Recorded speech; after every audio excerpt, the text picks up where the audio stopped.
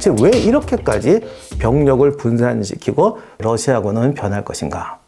이렇게 말씀드리니까 또 제가 러시아 편 드는 것 같은데, 현재로 봐서는 동남부 회랑을 완성하는 것도 어렵다고 봐요. 승자도 없고 패자도 없고 고통받는 사람과 무거운 짐을 지고 살아가야 되는 후손들만 남는 것이죠. 안녕하세요, 임용환입니다. 우크라이나 전쟁 4월과 5월 동향에 대해서 이야기해 보도록 하겠습니다.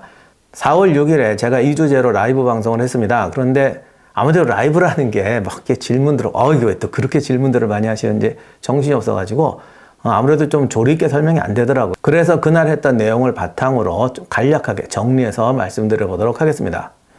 먼저 4월까지 러시아 측의 동향입니다. 우크라이나의 그 진흙탕 라스푸티차는 4월까지 지속됩니다. 5월부터는 땅이 마르기 시작합니다. 그래서 독소 전쟁 때도 독일군이 5월부터 대공세를 취합니다. 현재 키이우 방면의 러시아군은 벨라루스로 철수했고 일부는 돈바스 지역으로 이동하거나 투입되고 있습니다. 러시아는 용병을 계속 모집하고 있고 중국과 심지어는 북한에게까지 군수물자 지원을 요청하고 있다는 보도가 나오고 있습니다. 러시아는 현재 동남부 전선에 전력을 집중하고 있습니다. 서방의 경제 제재에 대해서 러시아는 버티기 작전으로 나오고 있습니다. 또한 식량과 에너지를 무기로 경제 제재에 동참하는 국가들을 압박하고 있습니다. 이 문제는 지난번에 제가 조윤승 박사님하고 한번 말씀드렸지만, 처음에 서방의 경제 제재에 대해서 효과를 너무 낙관하거나 또는 급속히 나타날 것이라고 생각한 건 잘못된 것이다. 러시아의 경제 구조나 어떤 국가적, 민족적 특성이 경제 제재에 대해서는 상당한 내구성을 가지고 있다. 그 말씀을 드렸습니다. 그 문제 지난번 라이브 영상을 참조하시면 될 것 같습니다. 그러다 보니 러시아의 내구성이냐? 세계의 모든 나라의 퍼펙트 스톰이라고 하죠. 에너지 위기, 식량 위기, 여기에 코로나 위기까지 어느 쪽이 먼저 굴복하느냐는 내구성, 버티기 싸움이 진행되고 있습니다. 그리고 이것도 저희가 첫 라이브 때 말씀드렸지만, 결국 러시아의 시가전은 민간인 학살이라든가 전쟁 범죄를 초래할 것이다 했는데 결국 그게 사실로 드러났습니다. 러시아는 아니라고 하고 또 그것이 거짓이라고 믿는 분들이 계신 건 맞는 것 같은데 절대로 이거는 조작이 아닙니다. 그래서 지금 세계 여론이 악화되고 있는데, 세계의 대응 그리고 우크라이나 국민들의 분노, 이것이 앞으로 전투의 양상과 그 전쟁 이후에 러시아와 우크라이나의 관계에서 대단히 중요한 변수로 작용하게 될 겁니다. 자, 그러면 지금까지 드러난 러시아군의 문제점을 전략 전술을 중심으로 살펴보도록 하겠습니다. 먼저 전략적으로 산만하다는 겁니다. 중간에 이런 언론 보도가 나왔죠. 도대체 통합지휘부가 있는지 모르겠다. 물론 그전에는 도대체 전략이 있는지 모르겠다라는 소리까지도 나왔습니다. 출구 전략도 없고 목표도 이상하고 그것을 실행하는 방법에서 너무 산만하다. 지도를 보시면 아시겠지만 러시아군이 처음에 4개의 방면으로 공격을 개시했습니다. 그 한 방면마다 대도시가 2-3개씩 있었어요. 우크라이나군이 5만에서 8만, 러시아군이 15만 대군이라고 하지만 이것은 병력을 집중했을 때의 이야기입니다. 4개로 나눠진 상태에서 특히 도시 점령전에서는 이게 일반적으로 공격과 수비의 비율이 3대1입니다. 물론 이건 꼭 병력 수만이 아니라 야포라든가 미사일 어떤 모든 전력 수치긴 하지만 기본적으로 3대1이에요. 그런데 이게 도시나 요새로 가면 5대1에서 10대1까지도 봅니다. 그리고 기본적으로 시간을 잡아먹어요. 그렇게 보면은 15만 대 5만, 15만 대 8만이라고 하더라도 러시아군이 4방면으로 군대를 나누고 거기에다가 10개 이상의 도시를 공략했다는 것은 절대로 단기전으로 끝날 문제가 아니었죠. 이 얘기는 많이 나왔고, 처음부터 러시아군이 무슨 대대전술단으로 해서 그냥 장갑차 몰고 후닥닥 들어가서 도시를 점령할 수 있다고 생각한 것도 잘못된 것이지만, 전투를 대비했을 때 시가전이라든가 거기에 소요되는 병력에 대한 계산이 정말 잘못되어 있었다. 그러니까 근본적으로는 도대체 왜 이렇게까지 병력을 분산시키고 전략 포인트가 나눠지느냐, 이게 첫 번째 의문입니다. 두 번째는 협력이 안 되는 전술입니다. 전략은 산만하고 전술은 협동이 안 됩니다. 제병 협동이 안 된다는 얘기는 이미 많이 지적이 됐습니다. 전차가 보병에 어머없이 진격하고 공군과 육군의 협력이 안 되고 좌우간 따로 놀아요. 이것이 러시아군의 사망자를 높이고 우크라이나 군에게 어마어마한 전과를 올려주는 빌미가 됐습니다. 산만한 전략, 협력이 부족한 전술, 이것이 러시아군의 문제인데 이제 중요한 것은 그럼 왜 이러냐는 겁니다. 여러 가지 해석이 가능한 것 같아요. 첫째로 우크라이나 국민의 항전 의지와 우크라이나군의 군사 전력에 대한 계산착오였다. 그 다음에 서방이 이렇게까지 적극적으로 지원해 줄 줄 몰랐다. 러시아군의 실전 경험이 부족하다. 어떤 분이 질문을 하셨더라고요. 아프가니스탄, 체첸, 시리아 전투가 계속 있었는데 왜 실전 경험이 부족합니까? 제가 볼 때는 그 전쟁의 경험이 오히려 독이 된 것 같아요. 모든 전술은 전략의 목적에 맞춰야 되는데 러시아가 체첸을 함락할 때 썼던 방법, 그 학살이라든가 도시 파괴 전술, 그것이 체첸이 처한 상황과 우크라이나가 처한 상황이 다르기 때문에 폭력적이고 파괴적인 전략이 먹힐 수도 있고 안 먹힐 수도 있거든요. 그런데 제가 전쟁사를 보면 이런 실수를 끊임없이 반복해요. A라는 상황 때문에 A-라는 전술이 먹힌 건데 A라는 상황은 보지 않고 B라는 상황, C라는 상황에서 지난번에 A-가 먹혔더라 이렇게 가는 거죠. 여러분이 아프가니스탄과 시리아와 체첸과 우크라이나라는 어떤 국가적 상황만 봐도 완전히 다른 걸 알 수가 있습니다. 그렇기 때문에 아프가니스탄과 시리아와 체첸에서의 경험이 오히려 독이 되고 있습니다. 그러나 이것으로는 설명이 충분하지 않습니다. 제가 볼 때는 집중과 협력이 안 되는 근본적인 이유가 있습니다.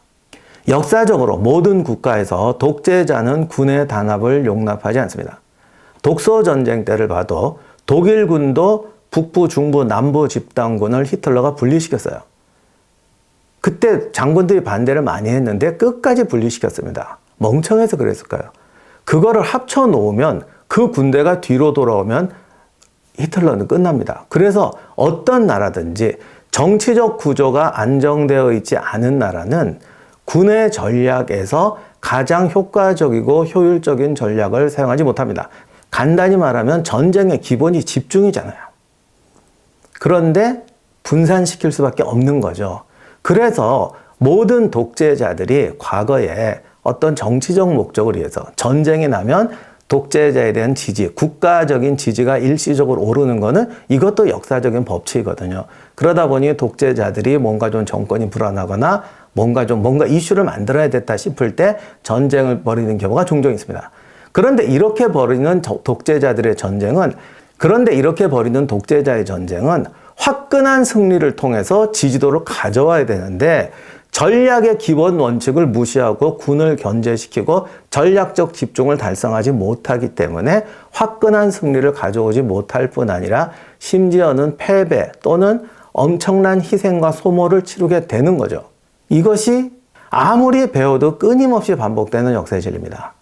러시아군이 초반에 전략적 분산을 택했던 것도 기본적으로 러시아의 국가구조와 관련이 있다고 봅니다. 우리가 러시아가 대대 단위의 기동부대, 그러니까 부대를 너무 쪼개서 약화시켰다, 너무 손쉽게 생각했다 이런 말을 하는데 어떻게 보면 그것도 러시아가 기본적으로 전략적 집중을 못하는 단계였기 때문에 이거를 전제로 놓고 전술을 짜다 보니까 자기도 모르게 확증 편향이 들어오게 되는 거죠. 원래 모든 전략 짤 때 자기가 못하고 자기가 할 수 있는 걸 정해놓고 보게 되면 자기가 하고 싶은 것에 유리하게 상황을 보게 되어 있거든요. 그래서 진짜 확증 편향에 빠져버리게 돼요. 러시아도 어쩌면 이런 잘못을 저질렀던 건지 모릅니다. 제병협동의 부족이라는 것도 사실 훈련이 했겠죠. 러시아군이라고 이런 거 안 했겠어요. 그런데 전체주의 국가에서 이런 제병협동 훈련은 항상 형식적인 훈련이 되기 쉽습니다. 어떤 훈련이든지 결국 응용을 위해서 하는 건데 전체적이고 위계적인 사회의 경직된 구조가 훈련은 하지만 퍼레이드 훈련이 되고 군의 자율성이나 응용력은 약화되게 되는 거죠. 거기다가 전략적 합동을 안 하다 보니까 군대도 분리되고 군대 인맥도 분리되고 그러다 보니까 또 제병협동이라는 게 잘 안 이루어질 수밖에 없는 겁니다. 여러분이 2차 세계대전사를 봐도 육군하고 해군, 이건 어느 나라나, 이 나라나 저 나라나, 군대가 그렇잖아요. 지금도 어디나 그렇지. 저것들은 바보지, 저것들은 뭐지. 이러면서 싸우는 게 군인들의 입버릇이에요. 그럼에도 불구하고 결정적일 때 협력하는 나라가 있고, 아예 등 떠밀어서 죽음으로 떠미는 나라가 있어요. 2차 세계대전사를 봐도 추축국들이 전부 이런 실수를 하게 됩니다. 그만큼 그 갭이 크고 간격이 크고 집단과 집단 간의 사이가 콘크리트화되어 있는 거예요. 따라서 러시아군의 전략적 산만함, 전술적 집중도의 부족은 기본적으로 러시아의 국가체제와 정치체제의 결과물이라는 것입니다. 자, 그러면 이제 진짜 중요한 주제입니다. 러시아군은 변화된 모습을 보일 수 있을까? 이렇게 말씀드리니까 또 제가 러시아 편 드는 것 같은데, 제가 이번에 라이브 할 때도 보면 많은 분들이 편을 이미 정해놓고 오세요. 그리고 이제 또 저를 째려요. 저 인간이 누구 편이냐? 이런 말 하는 거 보니까 이쪽 편이냐? 저런 말 하는 거 보니까 아닌 것 같은데, 여러분 제발 누구 편, 이쪽 편을 떠나서, 물론 이번 전쟁에 대해서는 정의감이라든가 또는 어떤 분들은 자기의 현실에 대해서 마음속으로 응원하는 팀이 생길 수밖에 없는 거는 세상사의 진리예요. 그러나 저는 어디까지나 상황을 객관적으로 보려고 노력하는 거니까, 내가 정의감에 의해서 저쪽 편을 응원한다고 하더라도 저쪽 편에 유리하게 상황을 봐서는 안 될 거 아니에요. 물론 제가 지금 전선에 있고 여러분들이 우크라이나 병사거나 러시아 병사들이라면 전쟁터에서는 어쩔 수 없어요. 앞으로 이렇게 될 것이다. 뭐 쟤들은 헐벗었다. 내일 모레면 우리가 이긴다. 그렇게 말하는 거는 정말 거짓말이 아니라 어쩔 수 없는 게 있습니다. 그런데 우린 지금 전쟁터에 있는 건 아니잖아요. 물론 전쟁의 영향권 속에 있어요. 그날 라이브 할 때도 지금 당장 기업이 어렵다, 여러 가지 이야기를 많이 하시는 분들이 계시고, 전 세계 사람들이 이제 식량 위기, 에너지 위기가 닥칠수록 내가 정의의 편에 서야 되는가, 아니면 내 이익의 편에 서야 되는가로 이 온 세상을 시험거리에 빠뜨릴 것이 이번 전쟁입니다. 이런 일이 없을 때, 또는 지나간 얘기할 때는 정말 편했죠. 앉아서 얘 나쁜 놈이잖아, 얘가 이러니까 네가 바보짓 해서 이렇잖아, 얼마든지 사태질할 수 있는데, 이제 우리는 내 양심과 나의 정의감이 나의 개인적 이익, 손해, 심지어는 어떤 인생의 파탄까지도 초래할 수 있는 이런 위기 속에서 정의감을 실현할 수 있는가, 정의를 지지할 수 있는가라는 시험대에 여러분이나 저나 온 세계 사람들이 지금 빠져들게 생겼습니다. 그래서 저는 더더욱이 제가 하는 전황 분석에 맞든 틀리든 간에 양심적이고 객관적으로 전해드리려고 노력할 수밖에 없는 겁니다. 자, 다시 주제로 돌아와서 러시아군은 변할 것인가? 과거의 사례를 한번 살펴보도록 하겠습니다. 조금 전에 전략적 산만함과 전술적 분산이 역사적 전통이라고 말씀드렸어요. 그러면 과거의 전쟁을 한번 보도록 하겠습니다. 1939년 11월 30일에 러시아가 핀란드를 침공합니다. 지금 또 많은 분들이 이번 전쟁을 그 소련과 핀란드 전쟁, 소위 겨울 전쟁, 겨울 왕국의 전쟁에 비유를 하는데, 이 전쟁이 크게 1차, 2차로 나눠집니다. 1차에서 핀란드군이 놀라운 승리를 거둬요. 마치 지금같죠. 그때 모타 전술이라고 들어오는 소련군을 쪼개고 분산시키고, 꼭 지금처럼 기병과 보병을 떼놓고 보병과 포병이 협력이 안 되는 걸 이용해서 썰어서 격파합니다. 그러다 보니 핀란드 국민의 저항심, 놀라운 애국심, 투쟁, 위대한 전략, 저격병의 활약, 이런 것들이 소련군을 무찔렀다라고 이제 평가가 되고 있는데, 어떻게 보면 지금 우크라이나군 전쟁은 비슷하죠. 그러나 이거 사실 좀 과장된 얘기가 많습니다. 소련군이 핀란드에서 그렇게 무참하게 당한 데는 지형적 제한도 컸지만은 지금과 똑같이 전략적, 전술적으로 협력이 안 됐어요. 왜 안 됐느냐는 이유가 똑같으니까 굳이 말할 필요가 없을 것 같습니다. 또 여기에 대해서 러시아 혁명이 나면서 수많은 장교를 숙청하는 바람에 군대가 엉망이 됐다라고 말씀하시는 분도 있는데, 그 부분에 대해서는 좀 해석이 엇갈립니다. 왜냐하면 당시 러시아 정규군의 보편적인 장교들 수준이 형편없었기 때문에 어떤 사람들은 오히려 혁명으로 인해서 새롭고 참신한 인재들이 들어와서 처음에는 좀 헤맸지만 오히려 능력 본위로 이제 발탁이 되면서 오히려 더 뛰어난 군대가 됐다, 이렇게 말씀하시는 분도 계신데, 이런 것도 사실 일리는 있어요. 왜냐하면 적백 내전 때 보면 이놈의 정규군 장교라는 애들이 도대체 민병배보다 나은 게 없어요. 물론 똑똑한 장교들도 있고 훌륭한 장교들도 있었지만 전체적으로 봤을 때 조직력이 형편없었습니다. 그런 거 보면 혁명이 안 나서 정규군 장교를 투입했다고 하더라도 별 차이가 없었을 것 같아요. 다만 이제 그런 건 있어요. 갑자기 바뀌니까.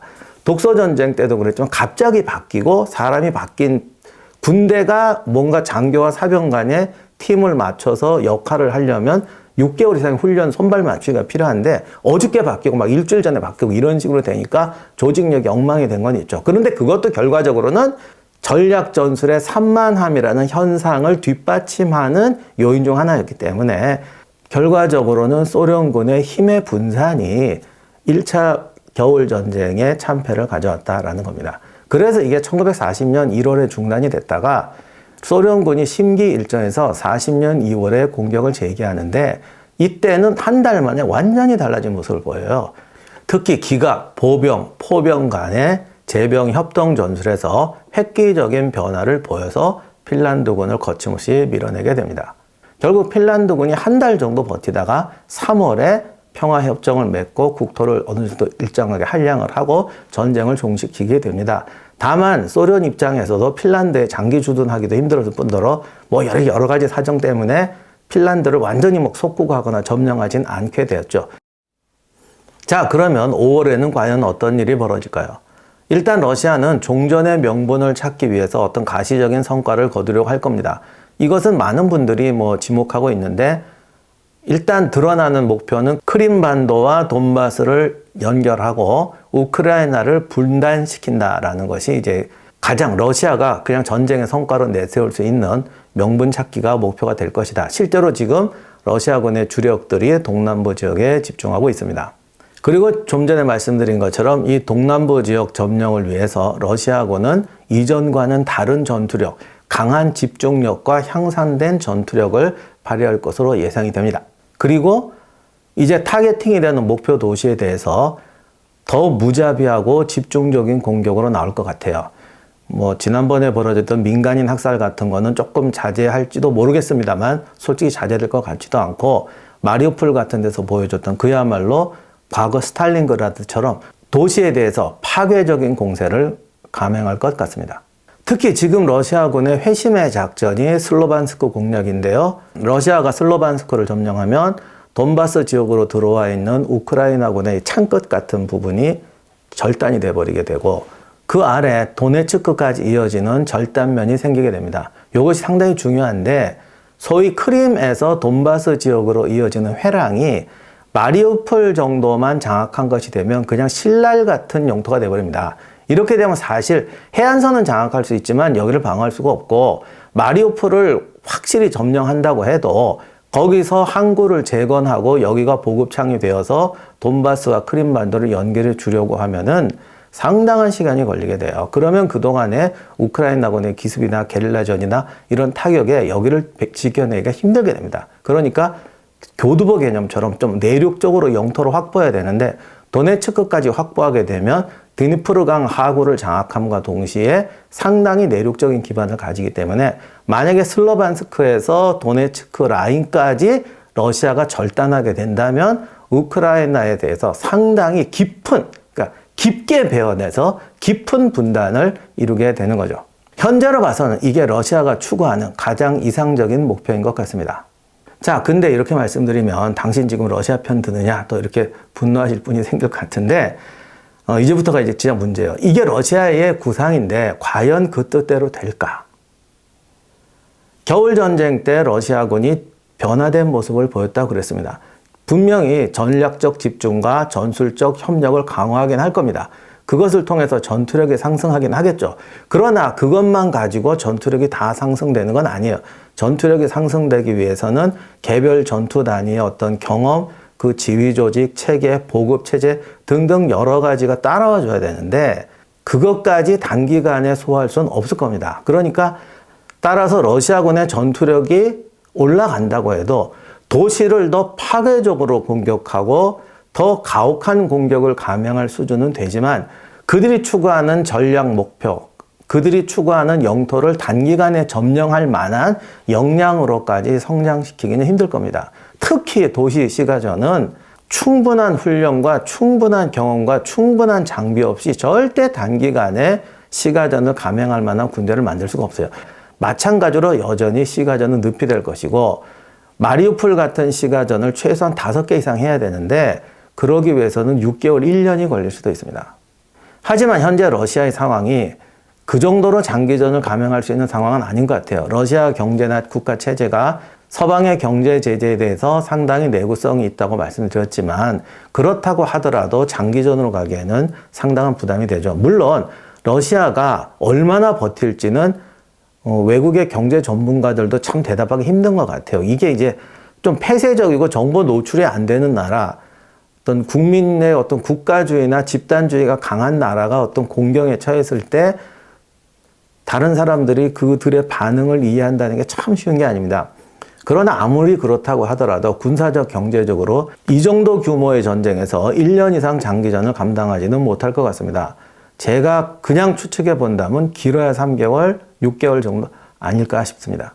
따라서 현재 러시아군의 역량으로서는 3개월 안에 어떤 획기적인 전과를 올리기는 힘들다고 생각됩니다. 지금 중국과의 관계가 문제가 되고 있는데 중국도 지금 러시아군이 전황을 역전시킬 만한 도움은 줄 수가 없을 겁니다. 특히 직접적인 군사적 도움을 주긴 정말 힘들 것이고 많은 분들이 사회주의 국가의 의리는 좀 남다를 거라고 생각하시는데 절대 아니에요. 옛날에 중동전 때 이집트가 미국하고도 교섭하려고 그러고 소련하고도 교섭하려고 그랬어요. 그리고 이제 무기를 달라고 그랬죠. 많은 분들이 미국 애들은 자본주의 국가니까 돈을 세게 불렀을 거다. 러시아야 원래 뭐 사회주의 국가니까 생산 단가도 싸고 AK 소총하고 M16하고 비교하면 AK가 단가가 싸다. 뭐 이렇게 일반적으로 알고들 계시니까 그래서 러시아 무기는 싸고 그리고 또 사회주의 국가니까 뭐 이익을 뭐 이렇게 따질 것도 없고 미국은 다 군수회사가 민간회사잖아요. 그러니까 당연히 소련 애들이 무기 싸게 줬겠지. 미국 애들은 비싸게 불렀겠지라고 생각하시는데 천만의 말씀이에요. 이거는 사다트 대통령이 나중에 분명히 말했는데 무기값이 소련이 더 비쌌어요. 그리고 사다트가 한 말이 이자까지 꼬박꼬박 챙겨서 다 받아갔다. 뭐 금융이자 뭐 사채놀이 이거는 자본주의 해악이라고 말하는 애들이 국제관계에서는 이자 꼬박 챙겼어요. 그렇기 때문에 사회주의 국가 간의 거래에서 돈 문제는 더 살벌합니다. 분명히 중국은 이 기회에 소련의 아주 악성 채무까지 남겨버릴 것 같아요. 장기적으로는 소련의 경제에도 큰 짐이 될 게 뻔합니다. 그 다음 제가 아까 핀란드와의 겨울전쟁을 비유로 들었는데 그때는 변화된 소련군의 역량이면 충분했어요. 그런데 지금은 일단 서방의 군수 지원이 만만찮게 들어올 뿐 아니라 우크라이나군이 기본적으로 아직은 상당수의 병력과 군대를 양성해낼 능력이 있습니다. 더욱이 소련에 대한 불붙는 분노가 사람들에게 참전을 유도하는데 여기서도 핀란드하고 우크라이나의 결정적인 차이가 핀란드는 정규군 체제가 망가져 있었어요. 그러니까 시민들이 자원하고 뭐 사진은 멋있죠. 그냥 온 시민들이 나와서 참호하고 이번에 우크라이나도 똑같은 이제 언론들은 그런 거 좋아하니까 뭐 시민들이 나와서 참호한다 이런 거 막 좋아하는데 전쟁터에서 민간인이 총 들고 이렇게 나온다는 건 도움이 안 되고 방해만 됩니다. 그렇기 때문에 전쟁은 훈련된 군인이 하는 것이고 훈련된 군인은 조직이 만들어내는 거예요. 그런데 핀란드는 애국심이 넘치는 시민들은 있었을지 모르지만 정규군 양성 시스템이 없었어요. 그런데 우크라이나는 지금 새롭게 밝혀진 것이 지난 2014년에 돈바스 침공 이후로 장교진들을 충실하게 키워가지고 특히 미국에 가서 훈련도 많이 받고 물론 이것이 어느 정도 숫자고 그들의 비중이 어느 정도 되고 뭐 이런 것까지는 제가 정확히 모릅니다만 어쨌든 기관 요원들이 상당히 잘 만들어져 있기 때문에 여기에 무기와 지원자가 들어왔을 때 민병대가 아니라 군대가 만들어진다는 거예요. 이것은 특히 우크라이나가 만약에 분단 국가가 돼서 러시아와 또는 돈바스 지역과 어떤 국지적 충돌과 장기적 군사적 대치 상황이 됐을 때에 우크라이나 군에게 상당히 유리하게 작용할 수가 있습니다. 그러니까 소련의 각성이 겨울전쟁 때 발휘했던 위력을 이번에는 절대로 발휘할 수 없을 겁니다. 마지막으로 이건 좀 딴 얘기인데 벨라루스에 참전하라고 지금 러시아가 계속 압박을 넣고 있다는 얘기가 나오고 있습니다. 요리조리 피하고 있다는데 모르겠어요. 근데 벨라루스가 참전을 한다고 해도 제가 볼 때는 동남부 전선의 주공으로 들어가진 않을 것 같습니다. 지금 러시아의 문제는 동남부에 집중을 해야 되고 슬로반스키를 절단해야 되는데 사실 이것도 문제인 게 슬로반스키 이렇게 딱 절단해서 앞에 돌출부를 제거하는 그림으로는 멋있는데 그 길이도 굉장히 길고요. 우크라이나는 산지가 없고 다 평야이기 때문에 이런 절단 전투를 할 때 우리처럼 구릉이 있고 산이 많으면 고지를 거점으로 해서 그 절단면을 점선처럼 이어갈 수가 있는데 여기는 평지라고요. 그러니까 그 절단면이 전면적으로 측면이 노출되게 됩니다. 만약에 이쪽에 우크라이나가 공세를 집결하게 되면 절단을 하는 게 아니라 측면을 드러내고 개활지에서 적이 쳐다보는 앞에서 지나가야 되게 돼요. 그래서 이게 생각처럼 절단이 쉽지가 않습니다. 특히 키우에서 러시아군이 빠졌기 때문에 거기에는 우크라이나 군이 돈바스 지역으로 몰려오게 되면 이것도 골치 아파져요. 그래서 지금 러시아의 목적은 키이우에 있는 병력을 묶어놔야 됩니다. 좀 안타깝게도 지금 우크라이나 군대의 구성이나 이런 것들 제대로 모르고 제가 정보를 찾아봐도 아직 서방 쪽에서 잘 모르는 것 같아요. 특히 질적인 문제는 정확히 알 수가 없거든요. 근데 상식적으로 보면 키이우 쪽에 아무래도 정규군이나 우수한 자원들이 많이 배치되어 있을 것 같은데 그렇다면 이들이 동남부 지역으로 이동해야 되는데 벨라루스나 지금 벨라루스로 후퇴한 러시아군이 뭐 일설에는 뭐 3분의 1, 4분의 1이 엉망진창이 돼서 전투 능력을 많이 상실했다고 하지만 이들 중 상당수가 밀고 내려와서 키이우 지방을 노려만 봐도 병력을 묶어 놓을 수 있는 효과를 가져올 수가 있죠. 그래서 만약에 벨라루스가 참전하게 된다면 벨라루스에 있는 러시아군 일부도 같이 이제 묻어서 오게 돼서 키이우 지역의 우크라이나 서부군을 견제할 수 있기 때문에 우크라이나에게 전략적 타격을 줄 수가 있습니다. 근데 이것은 어떻게 될지는 이제 두고 봐야겠어요. 그러나 러시아는 아마 이것을 지금 간절히 소망하고 추구하고 있을 겁니다. 마지막으로 러시아가 슬로반스크를 점령하고 동남부 해령을 완성하게 되면 무언가 뜻을 이룰 수가 있을까? 저는 그렇게 보지 않습니다. 현재로 봐서는 동남부 회랑을 완성하는 것도 어렵다고 봐요. 그 이유는 아까 말씀드렸습니다. 그 다음에 그렇다면은 돈바스 지역을 그냥 이렇게 독립시키고 마리우폴을 그냥 점령했다. 그래서 이렇게 선으로 연결했다. 이렇게 좀 뭔가 이제 과장하고 빠져나갈 가능성이 더 높다고 보여집니다. 만에 하나 슬로반스크를 점령하고 도네츠크까지 점령하고 완전히 동남부 지역에 상당히 깊숙이 영토를 확보한다고 하더라도 거듭 말씀드리지만 저는 그럴 가능성이 약하다고 보는데 하여간 무슨 짓을 해서라도 뭐 어떤 분은 핵폭탄을 터뜨릴 수 있지 않냐 그러는데 하여간에 무슨 짓을 해서 그게 성공했다고 하더라도 장기적으로 그 구조는 절대 유지할 수 없다고 봐요. 그 이유는 제가 지난번 라이브에서도 여러 번 말씀드렸는데 일단 분단을 하더라도 전쟁이 종식되는 게 아니라 분단국 체제가 되면 긴장이 계속될 거고 러시아군은 최소한 10만 이상의 군대를 여기에 주둔시켜야 되게 되고 우크라이나군은 각성하고 서방에서는 계속 지원이 들어올 것이기 때문에 결국 다시 전쟁 사태가 벌어질 수밖에 없다는 거예요. 그런데 그 지도를 보시면 이게 횡단면이 길어가지고 방어하기에 굉장히 어려운 구조예요. 그렇기 때문에 러시아가 그 지역을 장기적으로 지킬 여력은 없다고 생각됩니다. 자, 그러면 돈바스 분리독립 정도로 전쟁이 종전이 되고 우크라이나가 위대한 승리를 거둔다면 우크라이나에게는 희망과 행복이 찾아올까? 절대 그렇지가 않아요. 일단 전쟁의 피해를 복구하고 이런 문제를 예외로 하더라도 분단국가 상태가 되면 러시아는 우크라이나를 지속적으로 압박하고 군사적 위협을 가할 겁니다. 결국 마치 시나이 반도에서 이집트하고 이스라엘이 계속 치고받듯이 군사적 긴장 관계가 계속될 수밖에 없어요.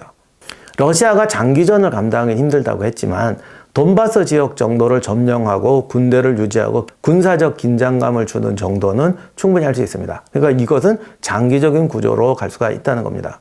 따라서 푸틴이 정말 축출되거나 러시아 내부에서 무슨 정치적 격변이 나서 정치적 지형이 변하기 전에 돈바스 지역을 러시아는 절대로 토해놓지 않을 것 같습니다. 그렇다면 우크라이나가 공격으로 탈취할 수밖에 없는데 우크라이나가 군대를 재건해서 공격으로 탈취하거나 아니면 돈바스 지역에서 옛날에 헝가리나 폴란드에서 벌어졌던 그런 반체제 운동이 벌어져서 돈바스가 어떻게 변한다고 하더라도 거기가 반러시아의 군정 상태가 있을 거기 때문에 이게 또 이제 만만치 않은 국제적 대립을 가져옵니다. 따라서 이게 굉장히 역동적인 관계가 될 게 뻔하고 결과가 어떻게 나든 우크라이나는 상당한 고통을 겪을 수밖에 없을 겁니다.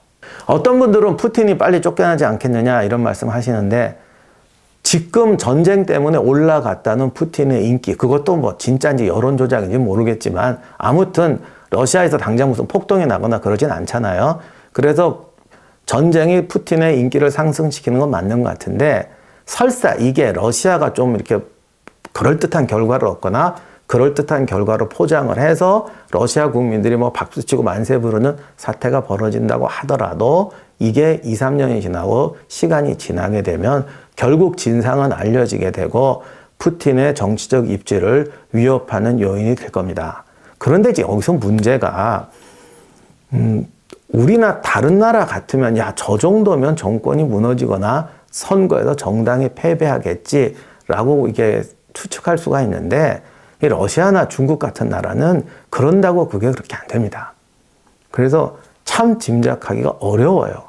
특히 국가주의, 전체주의가 강한 나라일수록 민주주의와 시민의 권리, 정당 정치 이런 것이 발달한 나라에서 생각하는 거하고 다른 메커니즘으로 움직이기 때문에 이것을 판정하기는 정말 어려울 것 같습니다. 그러니까 그런 현상이 나긴 나겠지만 그것이 정말 화산 폭발일지 뭐 반딧불일지 빙산의 일각일지는 세상이 지나가는 걸 봐야겠다. 그리고 앞으로 5년 정도 세계 경제가 또 바뀌게 될 텐데 지금 서방이 하는 어떤 경제 제재 압박보다 그런 재편된 경제 구조에서 어떤 일이 벌어지느냐. 만약에 최악의 경우, 러시아에게서 최악의 경우라면 과거의 구소련이 경제 붕괴로 망할 때 같은 그런 또다시 빙하기가 오고 다시 페레스트로이카가 일어나느냐 이런 문제는 상당히 전 세계적인 역동성 속에서 이루어지기 때문에 우리가 쉽게 예단할 수는 없고 우리가 앞으로 지켜봐야 될 과제인 것 같습니다. 마지막으로 우크라이나는 외형적으로는 중립국이 되겠죠. 지금 뭐 나토에 가입할 수도 없고 EU에 가입할 수도 없는 상황이니까. 근데 문제는 분단 상태가 되면 결국 돈바스 지역을 중심으로 계속적인 군사적 긴장 관계가 벌어질 거예요. 그리고 서방에서는 우크라이나한테 무기나 어떤 재건, 국가 재건, 군사 재건에 대한 지원이 계속 들어갈 겁니다. 이렇게 되면 뭐 월남전이나 한국전 같은 대리전쟁은 아니더라도 우크라이나가 서방 세력과 러시아의 팽창이 같이 만나는 묘한 대리전쟁터가 될 가능성이 있습니다. 또 이렇게 되면 전쟁 후의 민심이라는 건 또 우크라이나도 예측하기 힘든데 장기적으로 군부의 권력이 강해지고 군부의 정치적 개입이 높아질 수도 있죠. 이것은 일단은 제가 최악의 가능성을 상정한 것이고 뭐 이렇게까지 안 되기를 바랍니다만 우크라이나의 앞날이 참 편하지는 않을 것 같습니다. 이래서 전쟁은 승자도 없고 패자만 있다는 말도 있지만 또 어떤 일을 보면 승자도 없고 패자도 없고 고통받는 사람과 무거운 짐을 지고 살아가야 되는 후손들만 남는 것이죠. 그리고 쿠키 영상으로 지난번 라이브 때 많은 분들이 질문을 너무 많이 해주셨는데 그때 대답을 못하고 간 게 너무 많았어요. 그런데 사실 그 질문 중에 상당수는 그 뒤에 많이 더 대답했고 특히 이제 전후 세계, 신냉전, 경제 문제는 4월 6일 라이브 후반부에 제가 뭐 할 수 있는 제대로 이야기를 했습니다. 그리고 오늘 설명했던 부분에 또 질문이 많이 들어간 것도 있어요. 근데 이렇게 다 합쳐도 답을 못한 질문이 몇 개 있어서 그거는 제가 지금 Q&A로 짧게 대답을 해보도록 하겠습니다. 이런 질문 하셨어요. 러시아도 실패해서 배울 테니 이후에는 달라지겠죠. 인간이 실패해서 배웠으면 우리가 지금 이렇게 안 삽니다. 그러니까 실패해서 배우는 게 아니라 그 실패했던 원인과 근본적인 원인, 구조적인 원인이 개혁되어야만 실패해서 배우는 결과가 나옵니다. 그래서 현재 러시아의 구조상에서는 절대 실패해서 배우지 못합니다. 약간의 개량이 있을 뿐이지. 이번 전쟁에서 지면 러시아는 강대국의 위상을 잃어버리지 않을까요? 이번 전쟁에서 러시아군이 뭐 생각보다 형편없다 뭐 등등 이런 얘기가 많이 나왔는데 강대국의 기준은 현재의 군사적 능력이 아니라 군사적 국가적 잠재력을 포함한 의미입니다. 따라서 러시아는 이전에도 그렇고 지금도 마찬가지고 강대국의 지위는 잃어버리지 않을 겁니다. 다만 어떤 그들이 강대국으로서의 역할, 그들이 강대국으로서 미치는 영향권 이런 것에는 변화가 오겠죠. 러시아 경제는 언제쯤 무너지나요? 이건 정말 저뿐 아니라 아무도 모를 겁니다. 다만 희망적인 예측보다는 오래 갈 겁니다. 이 망한다는 기준이 명확치가 않습니다. 다만 질문의 요지는 서방 경제의 압박을 받아서 이런 전쟁사를 포기하거나 뭐 이런 것인데 3개월에서 6개월 정도 아닐까 싶어요. 1년, 2년까지는 가지 못할 겁니다. 여러분들이 이런 질문을 하셨는데 핵무기, 특히 소형 전술핵은 사용할 가능성이 있지 않을까요? 러시아가 사실 전체주의적이고 굉장히 폭력적이고 강압적인 어떤 문화, 사회 지배 구조가 만들어져 있다고 하더라도 핵을 사용해서 얻을 수 있는 게 없다는 건 알 거예요. 저희가 우크라이나 전쟁 시작할 때부터 말씀드렸지만 니네들이 도대체 우크라이나를 병합하려는 거냐, 속국으로 두려는 거냐, 우방으로 두려는 거냐. 그러나 어떻든 그 세 가지 모든 선택 중에서 도시 공격, 학살, 이런 잔혹행위 이런 것은 최대한 조심해야 되는데 시작할 때부터 그 개념 없이 하더라. 그러니까 기본적으로 이 전쟁은 실패할 수밖에 없다. 그 얘기를 누누이 말씀드렸는데 아무리 그렇다고 하더라도 핵을 써서는 진짜 아무것도 남지 않는다. 그러니까 우크라이나가 없어진다는 것이 아니라 100년, 200년이 지나도 러시아에 대한 우크라이나인의 어떤 저항의식은 사라지지 않을 것이다. 그거 정도야 알지 않겠습니까? 2차 세계대전 때 미군이 핵을 사용하고 또 그 다음에 일본과 미국이 우방이 되는 구조하고는 이게 지금 전혀 다른 구조이기 때문에 핵을 사용할 가능성은 저는 없다고 봅니다. 물론 전쟁에서는 어떤 일도 일어날 수가 있습니다. 그리고 전쟁은 항상 상대성입니다. 예를 들면 A라는 곳으로 공격하는 게 확실히 옳은 거예요. 좋은 전술이에요. 근데 상대도 그걸 알아요. 그래서 A라는 곳을 철저하게 지키고 있다면 B를 공격하는 것이 더 나은 방법이 되는 거죠. 그렇기 때문에 전쟁이란 건 그야말로 역동적인 상호작용이기 때문에 우리가 이렇게 판을 벌쳐놓고 분석하는 거는 일단 첫 번째 틀을 짜는 거예요. 근데 실제 전쟁은 이 틀을 흔들면서 이루어지기 때문에 제가 하는 분석이나 이런 것이 틀릴 수가 있어요. 그래서 제가 드리는 분석은 기본적으로 기본적인 틀이다. 전쟁이란 역동성이기 때문에 이 틀이 명확하고 명쾌할수록 오히려 실전에서는 뒤집고 흔들면서 나갈 수 있다. 그런 면은 여러분이 이해하시고 들어주셨으면 좋겠습니다. 이상으로 마치도록 하겠습니다. 감사합니다.